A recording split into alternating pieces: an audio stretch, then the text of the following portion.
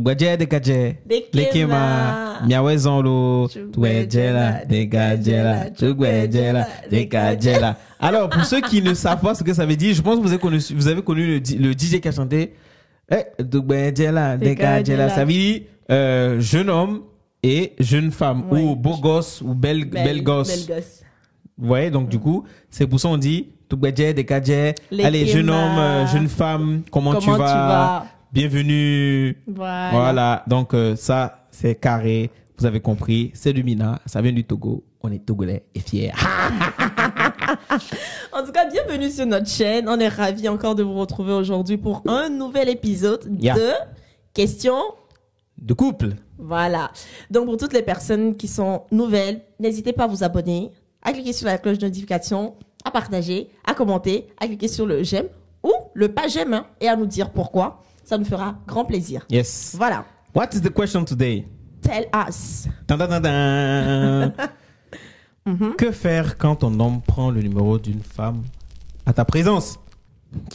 Il a le culot, hein? En tout cas, j'ai envie de dire, c'est une vidéo qui va encore dire. À chaque fois, je dis ça va durer 2 minutes, ouais, mais ça grave. Mais c'est vite, ça c'est vite trouvé. Hein. En tout cas, la question, c'est toi. Si t'imagines par exemple, je suis ton homme, on est à une fête, et puis tu te rends compte que je vais aller prendre le numéro d'une femme. Comment tu réagis? Tu vois, moi, c'est fini. Non, sérieusement. Quelle radicalité? Oui, parce qu'elle ne précise pas. Ton homme, c'est quoi? Est-ce que c'est ton mari? C'est quelqu'un avec qui tu es en couple. Voilà, tu es en relation. Vous êtes un couple, par exemple. Oui, voilà. Écoute ça. Bon, en tant que femme, mari et femme, prends ça, tu es marié. En tant que mari et femme. Non, je vais te demander des explications. Pourquoi tu as fait ça? Tu vois? Le jour là même, sur le coup, qu'est-ce que tu fais? C'est la question. Moi, je pense que c'est ça la question.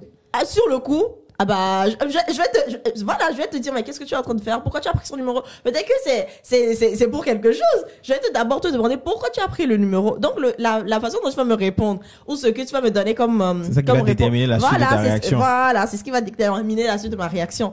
C'est pareil, même si vous êtes en couple et tout, pas encore marié, ça sera pareil. Mais si c'est que le numéro de téléphone là, c'est dans le but de faire autre chose, ou bien tu l'as fait de manière cachée. Tu pensais que j'étais pas dans le coin et tu l'as fait. Donc, ça parle immédiatement. Ça, tu comprends. Enfin, la femme doit savoir en même temps que, non, cet homme-là a un penchant, de tromperie, d'infidélité, de courant de jupon. Donc, je vais pas rentrer dans le mariage, je vais pas rentrer dans le mariage avec ça, tu vois. Donc, moi, c'est tout tranché, hein. C'est tout tranché. Je pense que. Après, ouais, c'est vrai. C'est vrai que, dans ce cas, il faut d'abord savoir, mais pourquoi tu prends le numéro de la femme? C'est ça. Ça, c'est la première des questions. Parce que tu vas peut-être réagir tout de suite et te rendre compte qu'en fait, le numéro de téléphone, c'était peut-être un client. Un client? Un client pour le business de ton mari, de ton homme. Tom, tu n'as même pas dit, tu vas fumer. Mais c'est vrai, ça peut être vrai. Bon, aujourd'hui, tu sais que moi, je peux prendre, dans le business que je fais, j'appelle les femmes, non? La majorité des clientes, c'est qui? Oui. Mais c'est pas toi qui es parti chercher, genre on n'est pas parti dans une fête et puis tu es parti prendre un numéro. Oui, mais imagine on est dans une fête par exemple et puis on parle de truc de canapé. Non, te connaissant, je pense que tu vas le faire devant moi. Tu vas pas te cacher ou bien tu vas pas te mettre. Oui, mais et on dit il prend le numéro en ta présence. Oui, mais la manière dont c'est posé, ça veut dire que c'est de manière cachée ou bien il y a anguille sous roche, tu vois. Alors que là, toi, ton activité, tu peux prendre le numéro partout où on se trouve et tout, mais je sais, tu vas le faire devant moi. Te connaissant, tu vas le faire devant moi ou je vais entendre quand même votre discussion, tu vas pas aller te cacher. Et si tu n'as pas entendu la discussion parce que on est avec des gens et que tu me vois avec la personne dessus depuis, on s'échange de numéro. Ah bah je vais venir te poser la question et je vais poser la question à l'autre aussi. Bah oui. Commissaire Aïcha. Vaut mieux que j'arrive sur le coin que je pose la question. Et donc mieux. Comme tu as dit, c'est ce qui va déterminer. Voilà, comment je vais réagir par la suite. Donc la réponse c'est ça, c'est qu'il faut d'abord poser la question de savoir, ah chérie, pourquoi tu prends le numéro? Madame, pourquoi elle a pris le numéro? Pour me dire. Mais tu sais que les femmes aussi sont vicieuses un peu. Bah oui. Et surtout, j'ai vu une histoire, j'ai lu une histoire la dernière fois. Je me suis dit, la femme peut être vicieuse. Genre. Parle dans le micro, sinon on t'entendra pas. Pardon. La femme peut être vicieuse. Genre, la personne même lui dit, je ne peux pas, laisse-moi tranquille. Genre, l'homme marié lui dit, j'aime ma femme, j'ai des enfants, laisse-moi, je suis en paix dans mon foyer. Et la femme qui lui dit, non, non, on parle librement. Moi, mais je peux me charger de prendre la chambre pour toi. Genre, normal, quoi. Tu sais, ta femme ne saura jamais. Je me dis, mais comment tu peux faire ça à une autre femme? C'est pas possible. C'est pas possible. Je sais pas si c'était avec toi on parlait. Puis le jour là, je t'ai dit que certains hommes mariés ont dit, quand ils étaient pas mariés, il y avait des femmes, hein. Mais c'était pas... C'est quand ils se sont mariés, la bague au doigt, qu'ils ont commencé à se rendre compte qu'il y a certaines femmes, c'est ça même qui les attire. Mais c'est... Bref. Et il y a certaines femmes qui disent que des fois, comme ça, elles sont attirées par les hommes comme ça parce que c'est des hommes stables. Mais le truc, c'est que tu fais mal à une autre personne. Toi, en tant que femme, tu dois savoir comment ça doit faire mal, en fait. C'est pas leur problème. Oh! C'est ça que je t'ai dit, hein. Quand vous êtes en relation, avant même d'être marié, quand vous êtes en relation, vous n'êtes pas marié, donc il n'y a pas d'engagement. Donc, ce qui veut dire que l'un peut draguer qui il veut. Oh oui, ça, oui. Ok. Tu as dit que tu es en couple. Et ton homme, il peut aller... Malgré que vous êtes en couple, il peut aller draguer... Vous vous mettez ensemble, il peut aller draguer qui il veut. Ah non.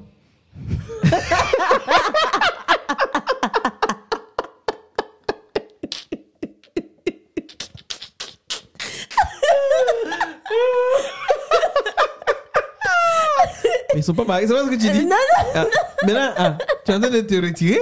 Non, quoi? Non. Mais c'est ça. C'est ça. Non, je sais qu'il y a des histoires comme ça. Hein. Moi, attends, je vais aller jusqu'au bout. Ton homme s'est dit qu'il peut. Vous êtes marié. Vous n'êtes pas marié. Vous êtes en cheminement. Vous êtes fiançailles et tout ça. Vous n'avez même pas encore fait le fiançailles. Okay. Mais vous vivez ensemble. Vous vivez même ensemble. Vous vivez même ensemble. C'est-à-dire, cette société, c'est comme ça. Vous vivez ensemble.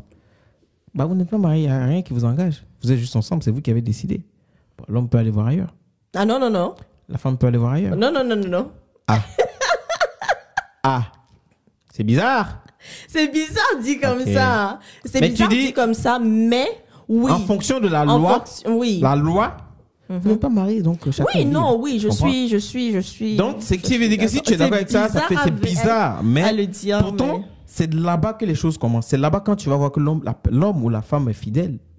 C'est à partir de cet instant-là que tu te dis, tu te vois bien cette personne, vous pouvez cheminer ensemble, vous pouvez aller jusqu'au mariage.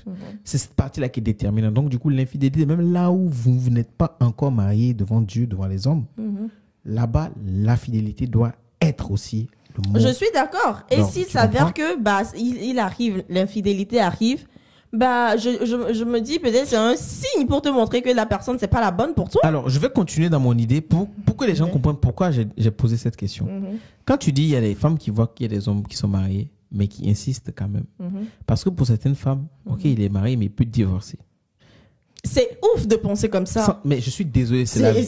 Oui, Sandra, mais je suis d'accord que c'est la vérité, mais je le dis quand même que c'est faux de penser comme ça. C'est pas possible. Tu vas pas aller casser le mariage. Non, il y a vraiment un truc qu'on doit comprendre. Le fait d'être ensemble, sans mariage, sans union, c'est vraiment différent de cheminer, de te dire que cette personne deviendra ma femme ou mon époux. Hein. Il faut vraiment faire la nuance entre les deux. Briser un mariage, c'est pire que briser un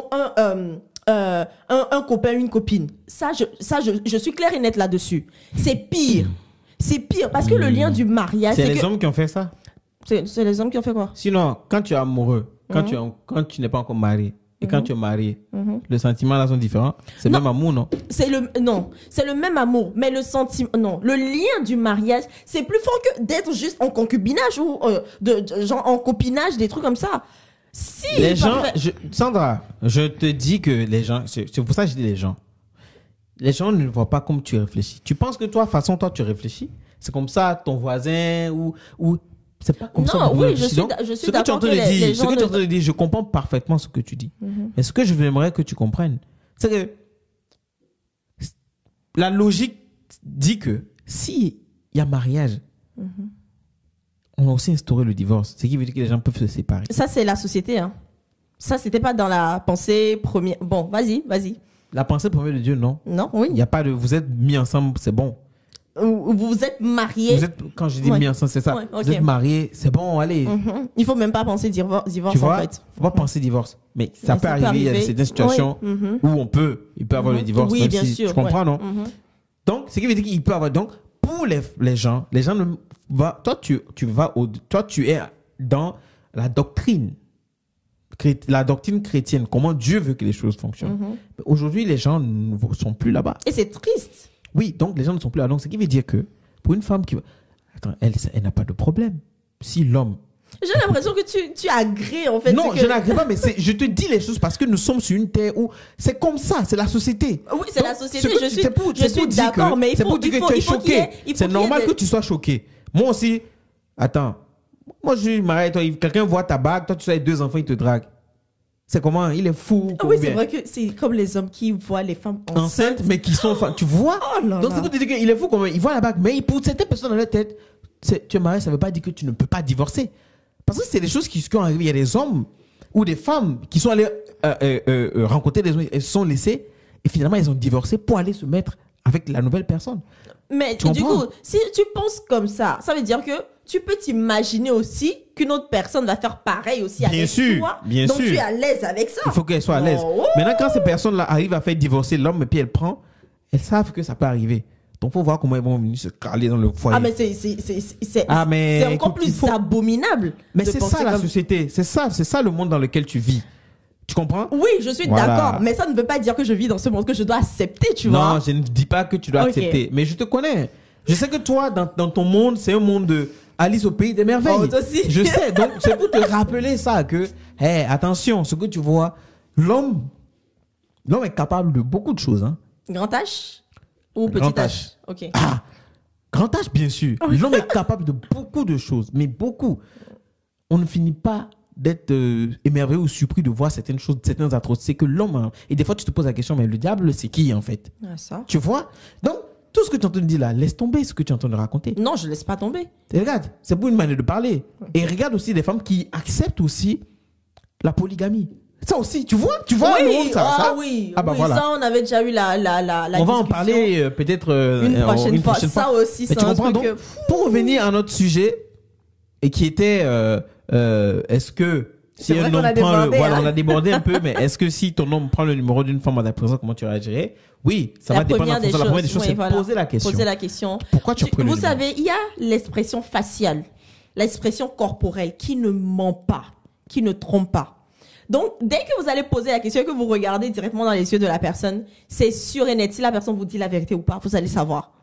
Mais toujours poser la... La meilleure des choses, c'est vraiment pose la question à l'intéressé. C'est ça. Ne pas rester là à cogiter, à se poser des questions, à se faire du mal, alors que peut-être qu'il n'y a rien du tout. Il n'y a rien, franchement. Donc posez la question avant d'agir. Maintenant, quand vous allez poser la question, la réponse... C'est là qui va déterminer comment vous devez réagir. C'est ça. Sinon, on va vous dire de réagir. C'est vous qui savez.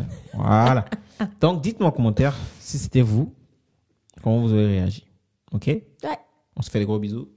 Ciao. Peace.